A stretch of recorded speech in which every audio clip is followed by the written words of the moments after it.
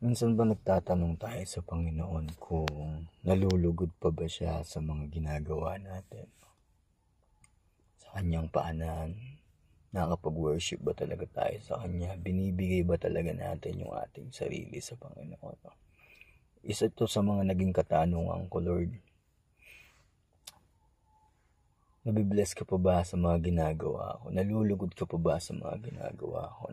Sabi ng Romans chapter 12 verse 1. Ito yung sinabi ni Paul, no?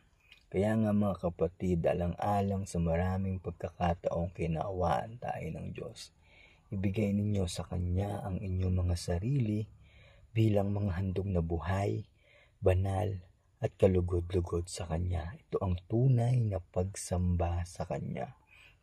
No?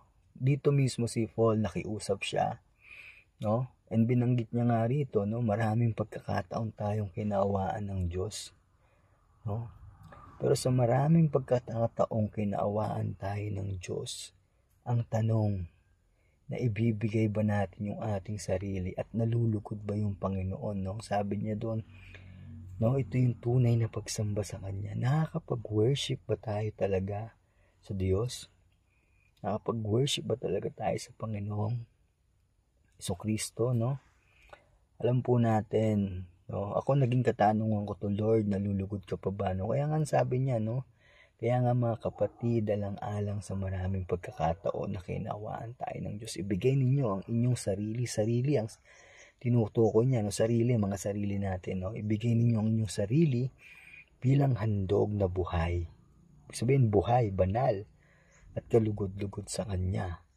Ito ang tunay na pagsamba sa Kanya, no?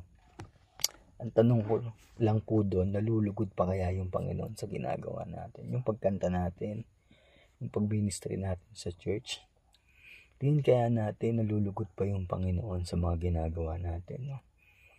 Ang mas kailangan ng Panginoon, ibigay natin yung ating sarili sa Kanya, no? Hindi niya kailangan yung pagtugtog natin, yung pagkanta natin. Maraming anghel sa langit para aawit sa Panginoon, no?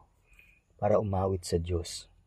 Hindi niya kailangan yung ang kailangan ng Panginoon, no? Ibigay natin yung sarili natin bilang handog na buhay, banal, at kalugod-lugod sa Kanya. Yun po yung sinabi ng Panginoon.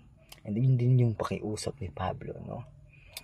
Kaya tayo po'y lumapit at dumulog sa harapan ng Panginoon. Ano man yan yung kabigatan natin, ilapit natin sa Panginoon, no?